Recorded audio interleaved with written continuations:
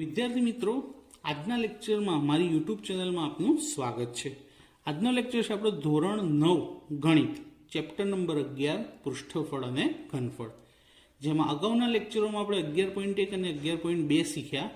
આજે આપણે 11.3 કરવાના છે. તો સ્વાધ્યાય 11.3 ગણવા માટેના અગત્યના સૂત્ર પહેલા તો જોઈ લઈએ.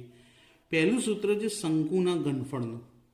ઘનફળ આવે છે શંકુનું, એટલે આગળના પેલા બે સૂત્રો કે શંકુની વક્ર સપાટી ને શંકુની કુલ સપાટી પણ તમારે યાદ રાખેલા હોવા જોઈએ, તો ચેપ્ટરમાં મજા આવશે, સ્વાધ્યાયમાં મજા આવશે. શંકુનું ઘનફળ શું છે? 1/3 πr²h. ત્યારબાદ આ બે અગત્યના નિયમ, એટલે મીન્સ કે એકમ, કે 1 મીટર ઘન બરાબર 1000 લીટર અને 1 મીટર ઘન બરાબર 1 કિલોલીટર થાય છે. તો સૌથી પહેલો દાખલો આપણે જોઈએ, જે શંકુના ઘનફળ શોધવાના છે. પહેલા દાખલામાં શું કીધું છે કે નીચેના લંબવૃત્તીય શંકુનું ઘનફળ શોધો. હવે પહેલામાં ટોટલ કેટલા દાખલા આપેલા છે? 2 દાખલા, અને બંને દાખલામાં ત્રિજ્યા અને ઊંચાઈ આપેલા છે. તો સૌથી પહેલા તો ત્રિજ્યા બરાબર 6 સેમી, ત્રિજ્યાને આપણે આર કહીએ, એટલે આર બરાબર 6 સેન્ટીમીટર. ઊંચાઈ 7, ઊંચાઈ એચ કહેવાય. જો ત્રાસી ઊંચાઈ હોય તો એલ કહેવાય, પણ એકલી ઊંચાઈ હોય તો એચ. તો એચ કેટલા આપ્યા છે? 7 સેમી. હવે શોધવાનું છે શંકુનું ઘનફળ. તો સૂત્ર લખી દઈએ, હમણાં આપણે ઉપર શીખ્યા, 1/3 પાઈ r²h. પાઈની કિંમત નથી આપી, તો 1/3 ગુણ્યા 22/7. આરનો સ્ક્વેર એટલે આર કેટલી વખત લખવો પડશે? 2 વખત, 6 ગુણ્યા 6. એચની કિંમત શું છે? 7, તો ગુણ્યા 7. હવે શું ઉડી જશે? તો 7 7 એકદમ સિમ્પલ ઉડી ગયા. 3નો છેદ પણ ઉડી જાય, 3 દુ 6. હવે 22 દુ 44, અને એને કેટલા વડે ગુણવાના છે? 6 વડે.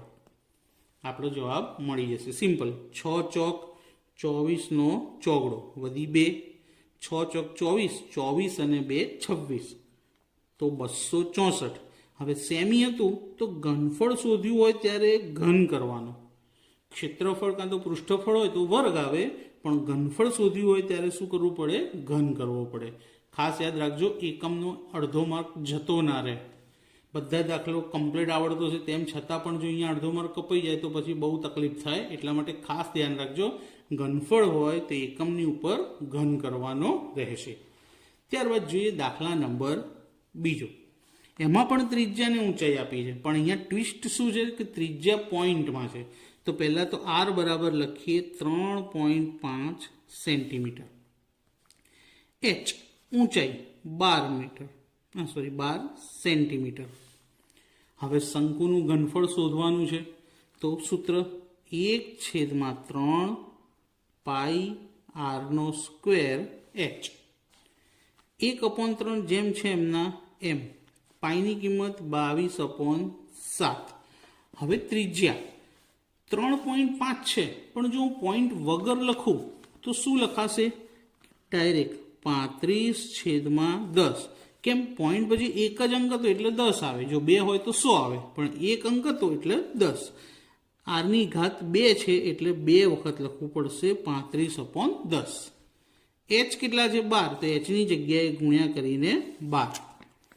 સૌથી પહેલો 3 ચોક 12, અને આ 7 7 પંચા 35.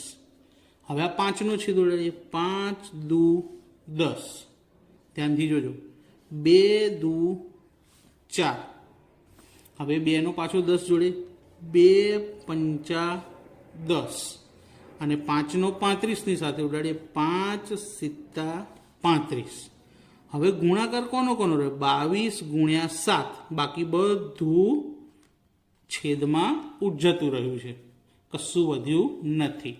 તો 22 ગુણ્યા 7, 7 દુ 14નો ચોગડો વધી 1, 7 દુ 14 અને 1 15 સેમીનો ઘન. આ દાખલો છે સહેલો, પણ છેદ ઉડાડવામાં તકલીફ ઊભી થઈ શકે છે, માટે 2 વાર જોજો છેદ કેવી રીતે ઉડાડ્યા છે ધ્યાનથી, તો કોઈ ભૂલ પડશે નહીં. તો આજનો વિડીયો આપણે અહીંયા પૂરો કરીએ. તો મિત્રો, તમને શંકુનું ઘનફળ શોધતા આવડ્યું કે નહીં તે મને કોમેન્ટમાં જણાવજો. વિડીયોને લાઇક કરજો, શેર કરજો અને ચેનલને સબસ્ક્રાઈબ કરવાનું ભૂલતા નહીં. Thank you.